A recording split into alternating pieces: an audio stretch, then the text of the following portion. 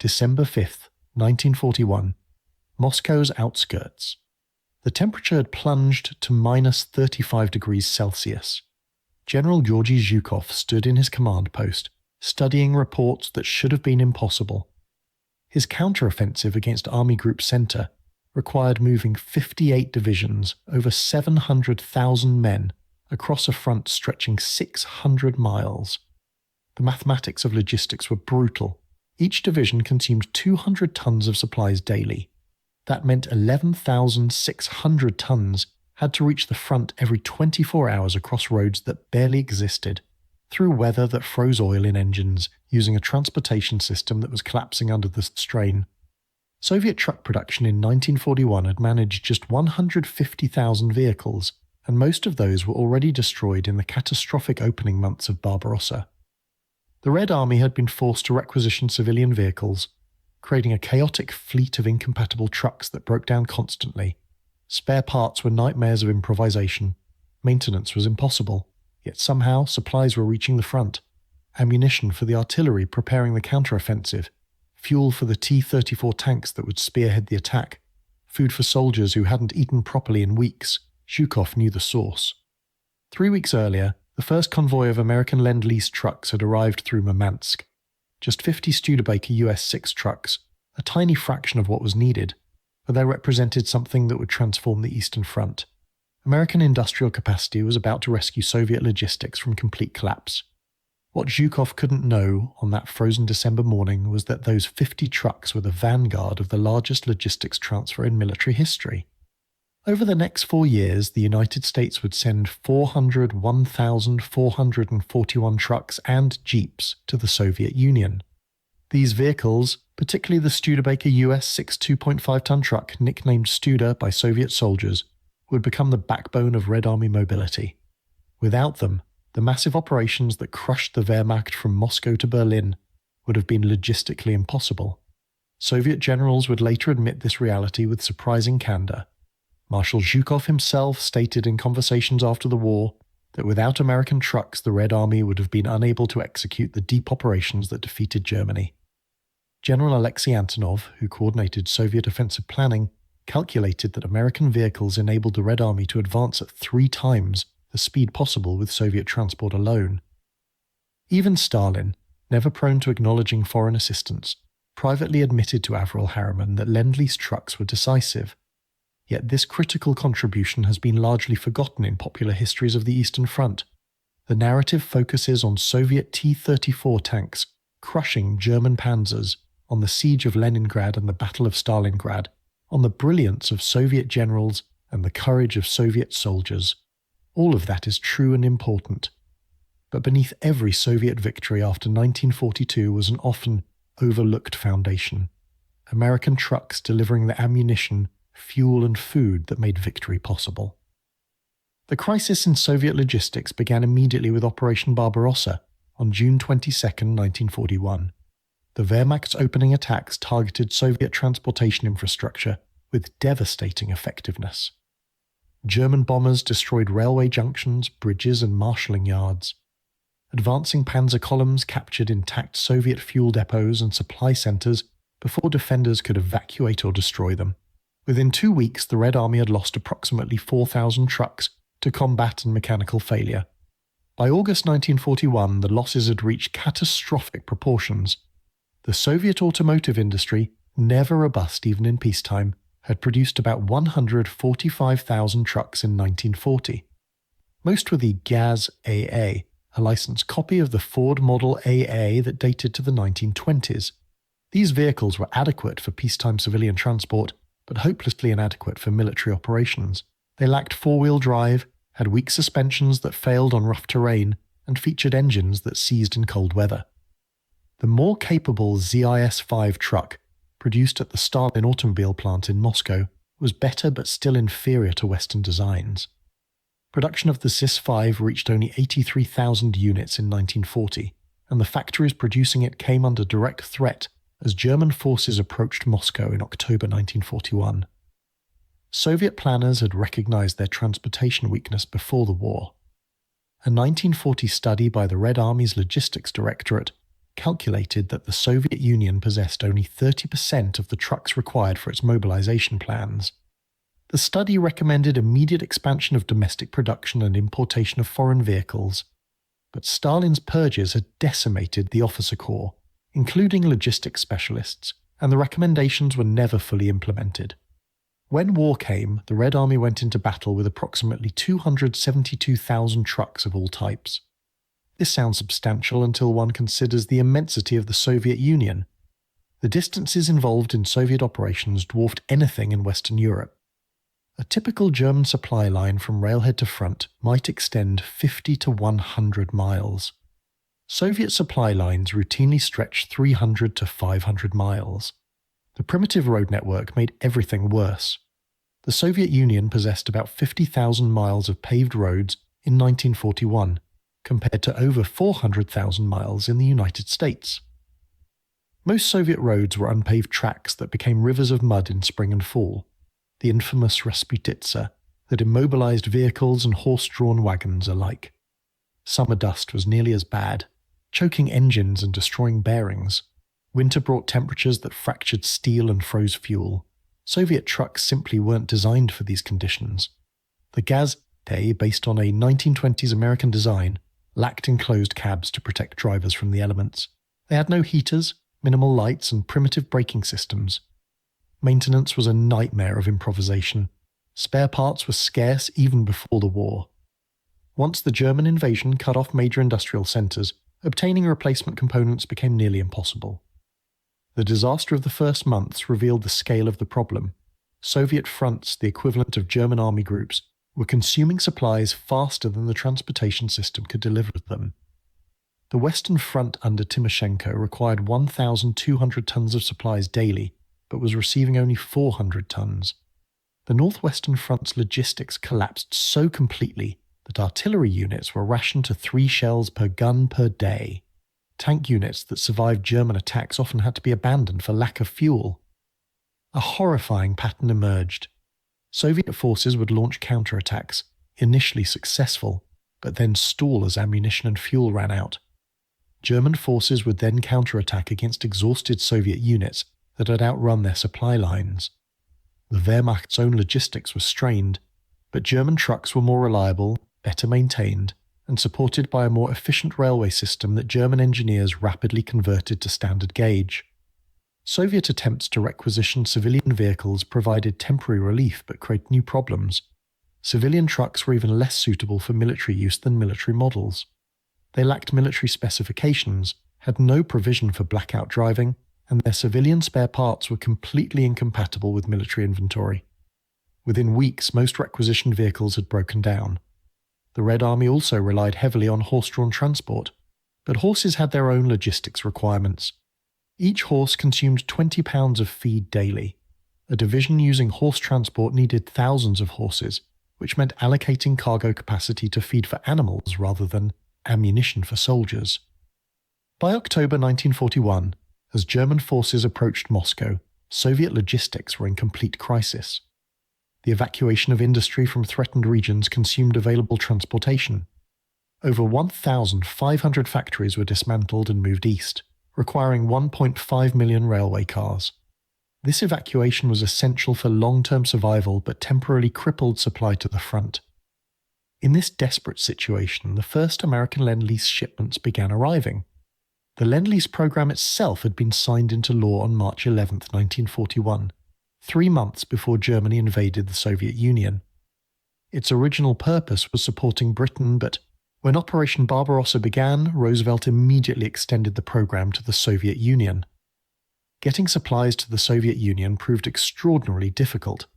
The primary route, the Arctic convoys to Murmansk and Archangel, faced German air and submarine attacks, Arctic weather, and the threat of German surface raiders. The southern route through Iran required building infrastructure that barely existed. The Pacific route to Vladivostok avoided combat but required Soviet ships, as American vessels couldn't enter a Soviet port while the USSR maintained neutrality with Japan. Despite these challenges, supplies began flowing. The first convoy arrived in Archangel on August 31, 1941, carrying Hurricane fighters and raw materials. But what Soviet logistics desperately needed was trucks, and those began arriving in significant numbers only in late 1941. The vehicle that would become legendary among Soviet soldiers was the Studebaker US6. This 2.5-ton 6x6 truck represented everything Soviet vehicles lacked. The Studebaker featured four-wheel drive for off-road capability, a powerful Hercules JXD six-cylinder engine producing 87 horsepower, a robust 5-speed transmission with low-range gearing, a fully enclosed cab with heating and defroster, 24-volt electrical system for reliable cold weather starting, and heavy-duty suspension that could handle Soviet roads. Most importantly, it was designed for extreme conditions. Studebaker engineers had tested prototypes in Alaska and the Canadian North, anticipating Soviet climate. The truck could operate in temperatures from -40 to +50 degrees Celsius. Its Hercules engine, while less powerful than some alternatives, was virtually indestructible. Soviet mechanics quickly learned that the Studa, as they called it, would run under conditions that killed Soviet trucks. The first significant shipment of Studebakers arrived in late 1941, just as the Moscow counteroffensive began. These initial deliveries numbered only in the hundreds, but they made an immediate impact. Soviet logistics officers discovered they could assign American trucks to critical supply runs, with confidence they would actually reach their destination. Breakdown rates for Studebakers were less than 5% compared to 20 to 30% for Soviet vehicles. Maintenance requirements were minimal. The truck came with comprehensive toolkits and spare parts packages. American engineers had designed the Studebaker for ease of maintenance, assuming operators might have limited mechanical skill. This proved perfect for Soviet conditions. By 1942, Lend-Lease deliveries accelerated dramatically. The statistics reveal the scale of American commitment. In 1942, the United States delivered 64,791 trucks and jeeps to the Soviet Union. In 1943, deliveries reached 135,386 vehicles. In 1944, the peak year, 180,116 vehicles arrived. Even in 1945, before the war ended, 21,148 vehicles were delivered. The total reached 401,441 trucks and jeeps, including 152,000 Studebaker US6 trucks, 77,972 Chevrolet G, 7,107 trucks, 52,000 GMC CCCKW trucks, 51,503 Willys Jeeps, 8,000 Ford GTB tanks transporters, and thousands of specialized vehicles including fuel tankers, ambulances, mobile workshops, and communication vehicles. To understand the impact, these numbers must be compared to Soviet production. In 1942, Soviet factories produced 34,976 trucks. American deliveries that year provided nearly twice as many vehicles as Soviet factories could manufacture. In 1943, Soviet production reached 49,166 trucks, still far below American deliveries. Even in 1944, when evacuated Soviet factories had been rebuilt and were running at full capacity, domestic production was only 60,549 trucks. Total Soviet truck production from 1942 to 1945 reached approximately 265,000 vehicles. American Lend-Lease provided 401,441, meaning the United States supplied 60% more trucks than Soviet factories produced during the same period. These statistics understated American contributions because they only counted vehicles. Lend-Lease also included spare parts, tires, batteries, and entire mobile repair shops. The tire shortage alone nearly crippled Soviet logistics. Rubber was a strategic material the Soviet Union couldn't produce in sufficient quantities. Soviet tire production reached only 3.6 million units in 1942, barely adequate for civilian needs. Military requirements consumed these entirely. American Lend-Lease delivered 3.8 million tires in 1943 alone, and 14.7 million tires total during the war. Without these tires, existing Soviet vehicles, whether domestically produced or Lend-Lease, would have been immobilized. The transformation of Soviet logistics became visible during the preparation for Operation Uranus, the counteroffensive that would encircle German forces at Stalingrad. General Vasilevsky, coordinating the operation, required moving massive quantities of men and materiel to jump off positions while maintaining complete secrecy. The distances were enormous. Some units had to move over 400 miles from their assembly areas to attack positions. Traditional Soviet logistics, dependent on railways and horse-drawn transport, would have required months and would have been impossible to conceal from German reconnaissance. American trucks made the difference. Convoys of Studebakers moved at night without lights, using blackout driving techniques. They could operate far from railways using primitive roads that German reconnaissance ignored. Their reliability meant logistics officers could actually plan operations confident that supplies would arrive when needed. The statistics from Uranus demonstrated the revolution in Soviet logistics.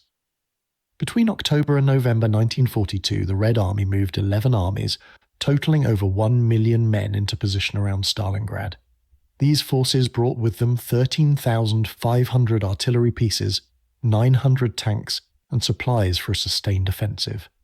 This massive concentration was accomplished while maintaining operational security so tight that German intelligence had no indication of the impending attack. The offensive launched on November 19th and achieved complete surprise. Soviet mobile groups, supplied by American trucks, advanced rapidly to cut German supply lines. Within 4 days, 330,000 German and Romanian soldiers were encircled. The encirclement could be completed and maintained because Soviet logistics kept pace with the advance. Ammunition reached artillery units for sustained bombardments. Fuel kept tanks moving. Food kept soldiers fighting. All of this was transported primarily by American trucks. German forces attempted to break the encirclement, but Soviet logistics supported a defensive perimeter strong enough to repel all attacks. When German forces inside the pocket finally surrendered in February 1943, the victory demonstrated that the Red Army had solved its logistics crisis. American trucks had provided the solution. The impact of Lend-Lease vehicles extended beyond simple transportation. They transformed Soviet operational doctrine. Before American trucks arrived, Soviet deep operations theory existed primarily on paper. The concept, developed by Marshal Zhukov in the 1930s, envisioned rapid penetrations deep into enemy rear areas. Mobile groups would bypass strongpoints, disrupt logistics, and create encirclements. The theory was sound, but Soviet logistics couldn't support it. Deep penetrations required sustained supply over long distances across terrain without railways. Soviet trucks couldn't reliably perform this mission. German blitzkrieg in 1941 demonstrated what mechanized deep operations could achieve, but the Wehrmacht's logistics also struggled with distance. By 1942, German advances were slowing because trucks couldn't keep up with panzers. The Red Army watching these German logistics failures understood the lesson. Superior tactics meant nothing without logistics to sustain them. American trucks provided the logistics capability that made deep operations practical. Beginning in 1943, Soviet operations routinely featured penetrations of 100 to 200 miles, something that would have been impossible in 1941. Mobile groups could now operate for weeks behind German lines because American trucks brought them fuel, ammunition, and food. The transformation was visible in casualty statistics. In 1941, Soviet forces suffered approximately 7 million casualties while inflicting perhaps 750,000 on German forces, a ratio of 9 to 1. By 1943, the ratio had narrowed to approximately 3 to 1. In 1944, Soviet and German casualties were roughly equal.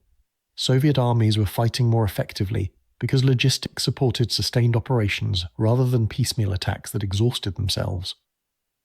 The Studebaker trucks proved particularly valuable in the immense Soviet offensive operations of 1943 and 1944. Operation Bagration, launched on June 22, 1944, the third anniversary of Barbarossa, demonstrated the maturity of Soviet logistics. This massive offensive aimed to destroy German Army Group Center and liberate Belorussia. The scale dwarfed anything previously attempted. 4 Soviet fronts totaling 2.3 million men would attack simultaneously across a front of 600 miles. These forces included 5,200 tanks, 5,300 aircraft, and 31,000 artillery pieces. Sustaining such forces required moving 60,000 tons of supplies daily. The operation's success depended entirely on logistics. Soviet planners created supply dumps hidden in forests. American trucks moved ammunition and fuel at night to these concealed stockpiles. The preparation was so thorough and so well concealed that German intelligence completely missed the build-up. When the offensive launched, Soviet forces advanced so rapidly that German defences collapsed. Mobile groups penetrated over 200 miles in 2 weeks. The entire German army group centre, 28 divisions totaling 350,000 men, was destroyed. Soviet forces captured Minsk on July 3rd and reached the pre-war Polish border by mid-July. This operational tempo was possible only because American trucks kept supplies flowing. Soviet tank armies didn't have to stop and wait for supplies to catch up. Ammunition reached artillery units fast enough to support continuous advances. German counterattacks failed because Soviet defences were always adequately supplied. The reliability of American vehicles created a psychological advantage. Soviet soldiers knew that Studebakers would run under conditions that destroyed everything else. This reliability built confidence. Units assigned American vehicles knew they could depend on their transport. This confidence influenced tactical decisions. Commanders accepted more ambitious missions because they trusted logistics would support them. A Soviet tank commander interviewed after the war explained that in 1941, every operation included the assumption that supplies might not arrive. Tanks conserved ammunition because resupply was uncertain. By 1944, with American trucks handling logistics, ammunition could be expended freely. Artillery could fire massive barrages because more shells would arrive. The psychological transformation was as important as the material support.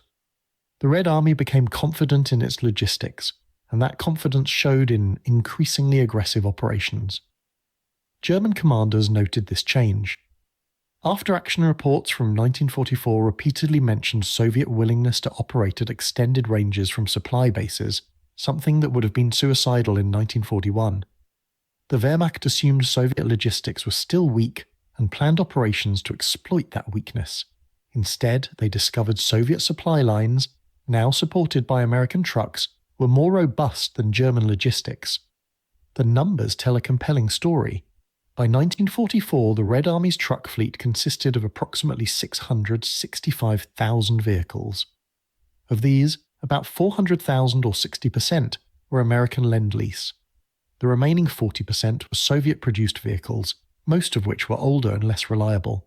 In elite formations, the percentage of American vehicles was even higher. The 1st Guards Tank Army in 1944 had 73% American trucks. The 2nd Guards Tank Army reported 81% American vehicles. Soviet rifle divisions, lower priority for equipment, still had about 45% American trucks. These divisions were considered adequately mobile only because American vehicles handled their logistics. Soviet artillery units were almost entirely dependent on American vehicles. The massive artillery concentrations that characterized Soviet operations required enormous ammunition consumption. A typical artillery division fired 3,000 tons of shells during a major operation. Moving this ammunition from railheads to firing positions required trucks that could operate off-road in all weather reliably. American trucks provided this capability. Soviet artillery commanders calculated that without American trucks, their ammunition supply would be reduced by 2/3, rendering Soviet artillery tactics impossible. The Willys Jeep, though smaller than trucks, made its own critical contribution. The Red Army received 51,503 Jeeps, and these versatile vehicles transformed Soviet reconnaissance and command functions. Soviet reconnaissance units before Lend-Lease relied on motorcycles and armoured cars. Motorcycles were vulnerable and limited in carrying capacity. Armoured cars were better but expensive and available only in small numbers. The Jeep provided an ideal compromise. It could operate off-road, carried a crew of 4 with weapons and radio, and was fast enough to evade enemy forces. Soviet reconnaissance battalions equipped with Jeeps dramatically improved intelligence gathering. They could probe deeper into German positions, operate in terrain that stopped other vehicles, and maintain radio contact with headquarters. The Jeep's 4-wheel drive and high ground clearance made it the only wheeled vehicle that could follow tanks into combat. Soviet commanders quickly adapted the Jeep to roles its designers never imagined. They mounted machine guns, creating mobile fire support. They used Jeeps to tow light artillery. They adapted Jeeps as ambulances, command vehicles, and even light cargo carriers. The Jeep's simplicity made maintenance easy. and its legendary reliability meant Soviet mechanics could keep them running with minimal support. Marshal Konev, commanding the First Ukrainian Front, used a Willys Jeep as his personal transport throughout 1944 and 1945. He commented, after the war, that the Jeep's mobility allowed him to visit forward units that would have been inaccessible in a staff car, improving his understanding of battlefield conditions. Soviet soldiers developed genuine affection for American vehicles. Memoirs and letters from the front frequently mention Studebakers and Jeeps in terms that suggest these vehicles represented more than mere transportation. To Soviet troops who had suffered through years of inadequate equipment, American vehicles symbolized the industrial might of their ally. The vehicles were tangible proof that the United States supported the Soviet war effort. The quality of American trucks contrasted sharply with Soviet equipment. Soviet soldiers noticed that American vehicles came with complete toolkits, spare parts, and comprehensive maintenance manuals. This attention to detail was absent from Soviet equipment. Soviet trucks often arrived at units without basic tools, forcing mechanics to improvise. American vehicles came with everything needed for maintenance and repair.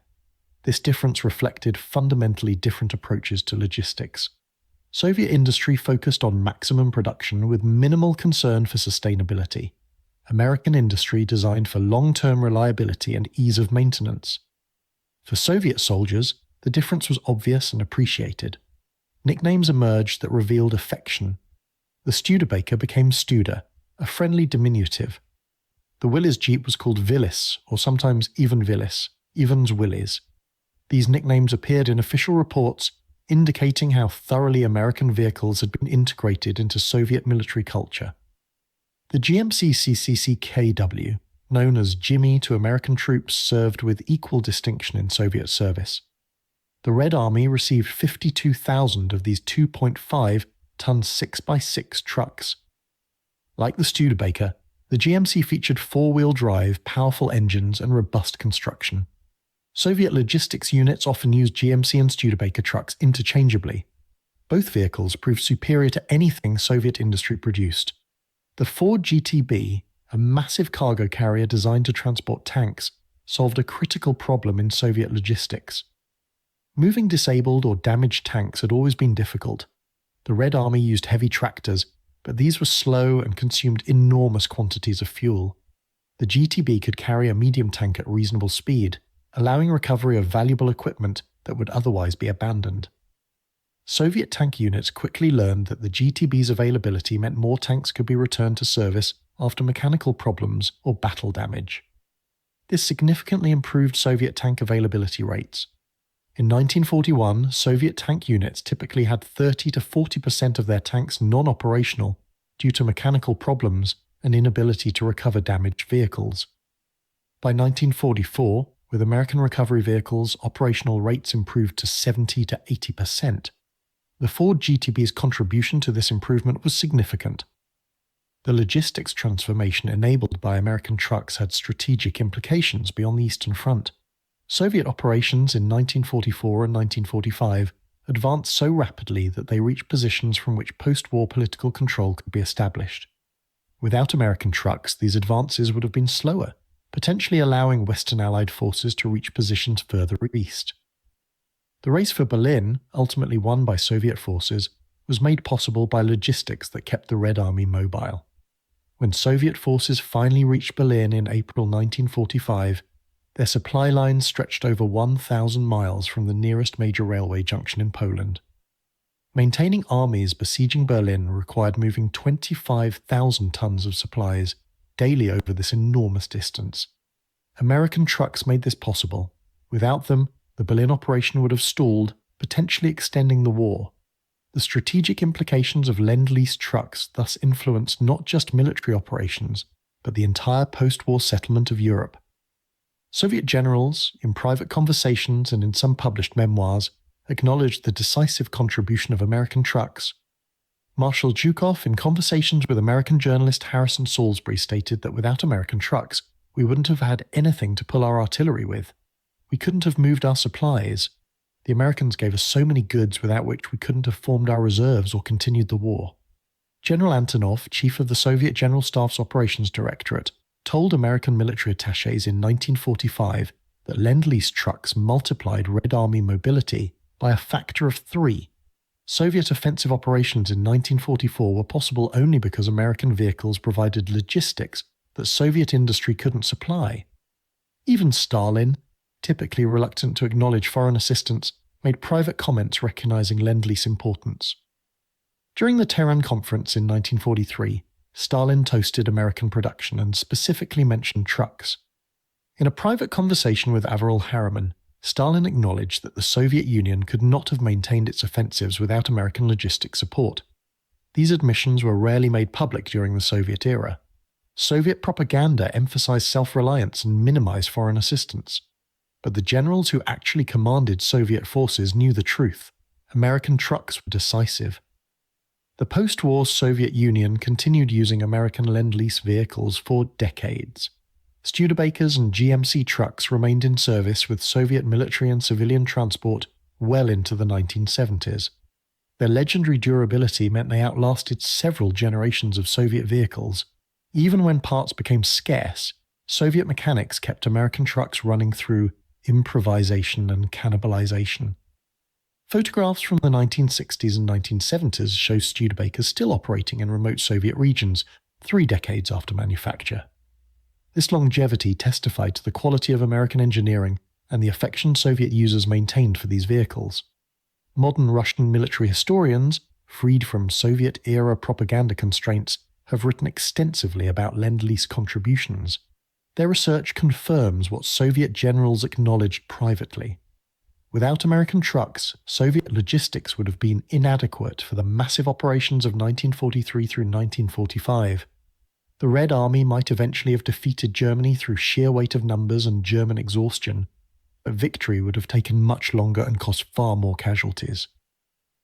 The story of American trucks in Soviet service reveals a dimension of World War II often overlooked. The popular narrative focuses on combat, tanks and planes and infantry battles. But wars are won through logistics. Armies advance or retreat based on whether supplies reach the front. The Red Army's transformation from the disaster of 1941 to the conquering force of 1945 depended critically on solving logistics challenges that seemed insurmountable. American trucks provided the solution. The Studebaker US6, GMC CCC-KW, and Willys Jeep became as important to Soviet victory as the T-34 tank or Katyusha rocket launcher. Without these vehicles, Soviet offensives would have lacked the mobility and sustainability that characterized operations from Stalingrad to Berlin. The often repeated claim that the Soviet Union defeated Germany primarily through its own resources ignores the reality that American industrial production provided crucial support. This doesn't diminish Soviet courage or sacrifice. The Red Army fought with extraordinary determination and suffered horrific casualties. But courage without logistics cannot win wars.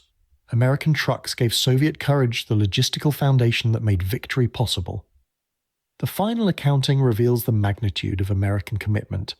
The United States delivered 1,441 trucks and jeeps to the Soviet Union while simultaneously supplying its own military forces on 2 fronts and providing vehicles to Britain, China, and other allies.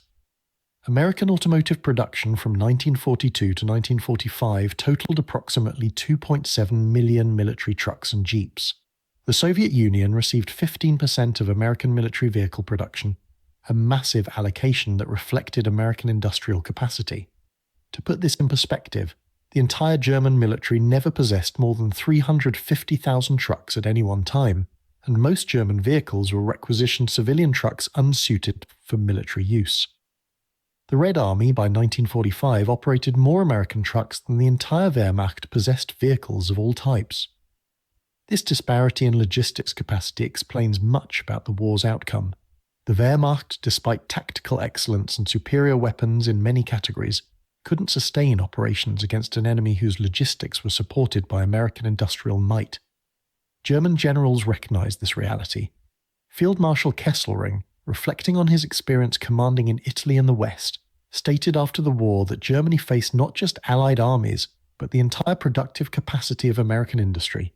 Every German victory was temporary because Allied logistics would eventually accumulate overwhelming material superiority. This was even more true on the Eastern Front, where Soviet forces backed by American production could sustain losses and continue operations that would have crippled other armies. The human dimension of this story deserves recognition.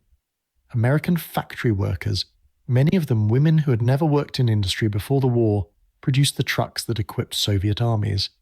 These workers, in Detroit and South Bend and Fort Wayne, probably never imagined that their production would roll across Soviet steppes toward Berlin. The connection between American factory workers and Soviet soldiers was direct and tangible. Every truck that rolled off assembly lines in Indiana eventually carried Soviet infantry toward the front or delivered ammunition to Soviet artillery. Soviet soldiers driving Studebakers probably never thought about the American workers who built them, but the connection existed nonetheless. This was America's arsenal of democracy in action, production capacity mobilized to defeat fascism. The trucks that saved Soviet logistics were built by workers who understood they were part of a global struggle. Their contribution was as vital as any soldier's, though far less celebrated. When Soviet forces raised the red flag over the Reichstag in May 1945, they rode to Berlin in American trucks. This fact doesn't appear in most histories, but it remains true. The victory was Soviet, earned through sacrifice that dwarfed Western Allied losses, but the logistics that made victory possible were substantially American. Today, the story of Lend-Lease trucks has been largely forgotten. Popular histories focus on tanks and planes. Museums display weapons, not transport vehicles. Yet military historians recognize that logistics often determines outcomes more surely than weapons. The American trucks that equipped Soviet logistics represent one of history's most decisive contributions to military victory. They transformed the Red Army from a force barely surviving in 1941 to the army that captured Berlin in 1945. Soviet generals admitted they couldn't have won without American trucks. Their admission deserves to be remembered. The 401,441 trucks and jeeps America delivered to the Soviet Union were instruments of victory as important as any weapon. They proved that wars are won not just by courage and tactics, but by logistics and industrial production. The nation that can move supplies reliably wins. The nation whose trucks break down loses. American trucks gave Soviet courage the mobility and sustainability that transformed potential into victory. That contribution shaped history as surely as any battle.